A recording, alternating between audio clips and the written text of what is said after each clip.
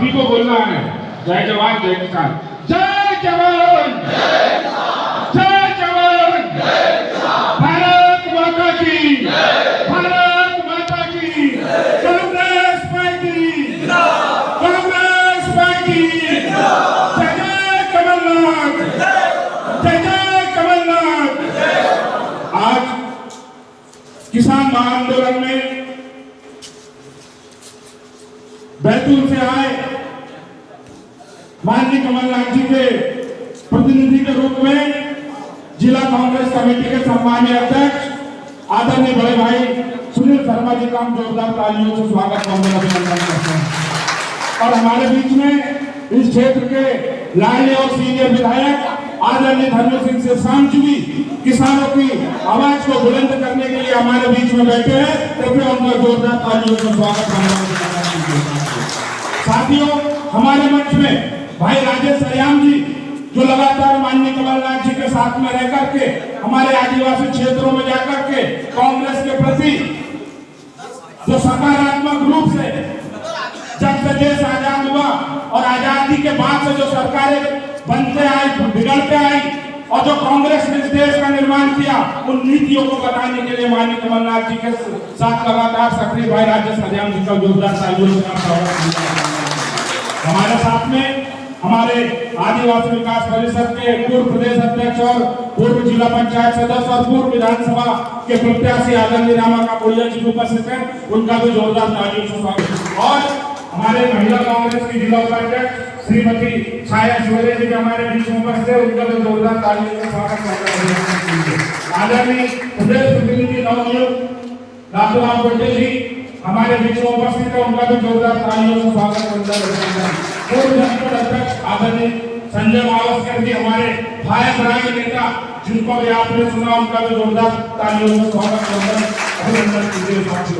और हमारे block Congress committee के सम्मानीय अध्यक्ष हमारे काका नामदेव यादव जी का भी जोरदार तालियों से स्वागत करते हैं। और पीछे हमारे बैठे सभी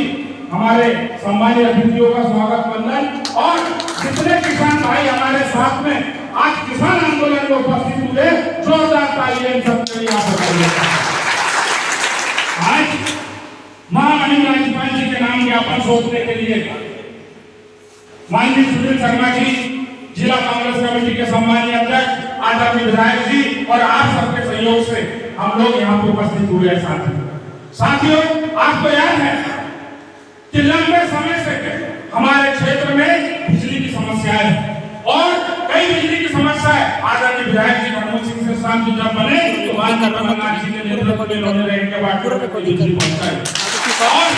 आज जब हमें बिजली की आवश्यकता है, पर्याप्त वोल्टेज नहीं मिल रही है, हम लगातार 132 केवी सब स्टेशन के लिए और पर्याप्त वोल्टेज के साथ बिजली हमारे किसान भाइयों को मिले, उसके लिए लगातार हम लोग आंदोलन कर रहे हैं। लेकिन आज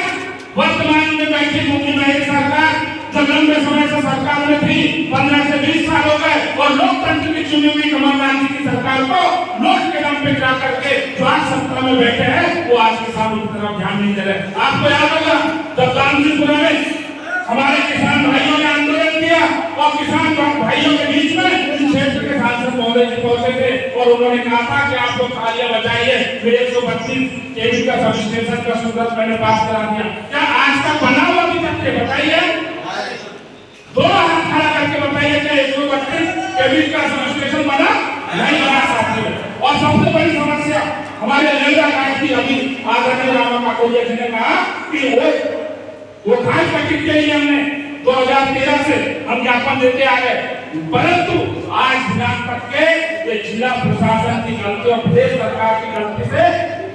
सैकड़ों जिंदगियां तबाह हो गए, कई परिवार तबाह हो गए, कई भारी वाहन, 2 पहिया वाहन, 4 पहिया वाहन, 6 पहिया वाहन आए दिन वहां पे दुर्घटना से ग्रसित होते हैं और कई जनहानियां होती है। तो आज हमारा इस किसान आंदोलन में प्रमुख मुद्दा लेवला घाट का भी है कि उस लेवला घाट की कटिंग की जाए और उसका रास्ता सीधा निकाला जाए ताकि हमारे आए दिन जो दुर्घटनाएं होती है वो रुके। और साथियों, आपको याद होगा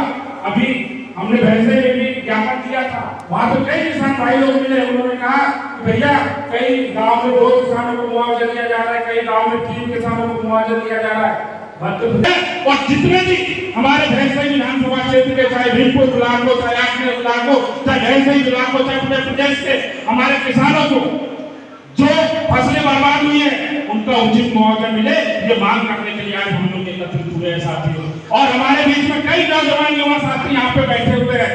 और वो इस आस में बैठे हैं कि आज जो आंदोलन हो रहा है उसमें भी हमारे युवाओं के लिए मध्य प्रदेश की सरकार सरकारी भर्तियां निकाले ताकि हमारे बेरोजगार युवाओं को रोजगार मिले। उसके लिए भी हमारे लंबे समय से शिवराज सिंह चौहान जी की सरकार सत्ता में और हमारे SC ST के 1 लाख पदों को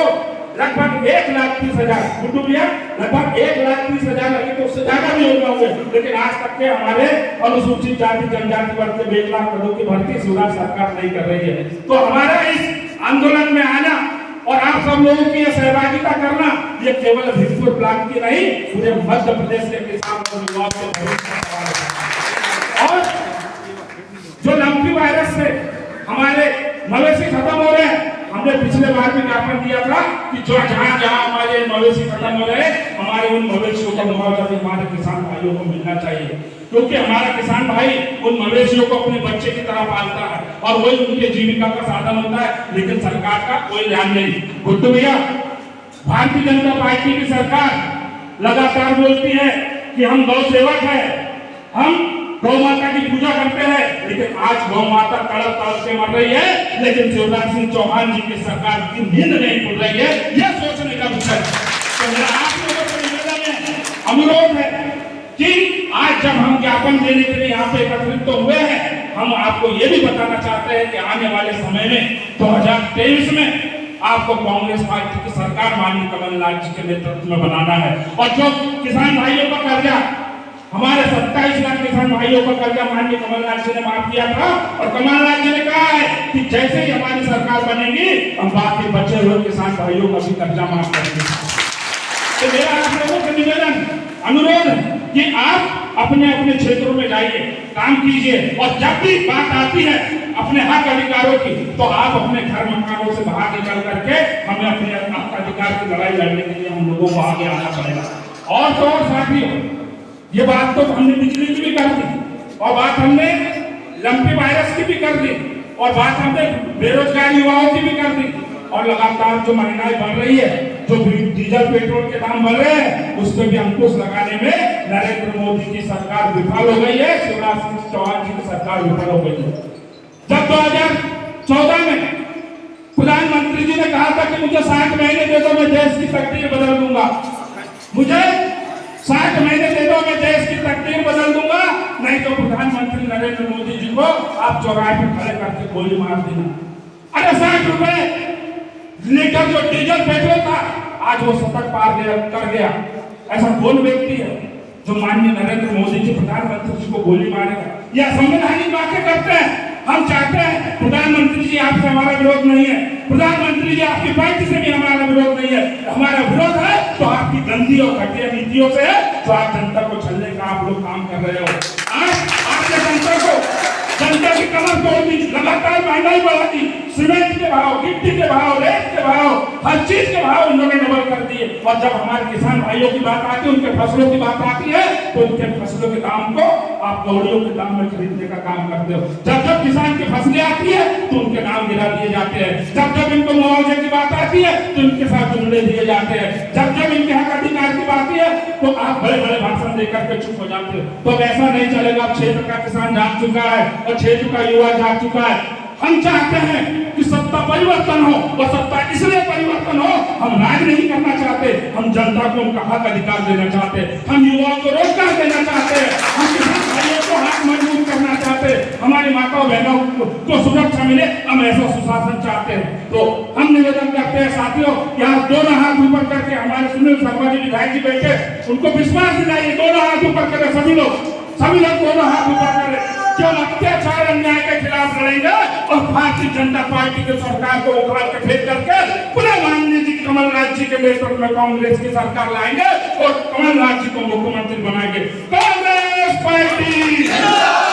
कांग्रेस पार्टी, जय जय कमलनाथ, जय जय कमलनाथ। बहुत बहुत धन्यवाद। बहुत बहुत धन्यवाद भैया। मैं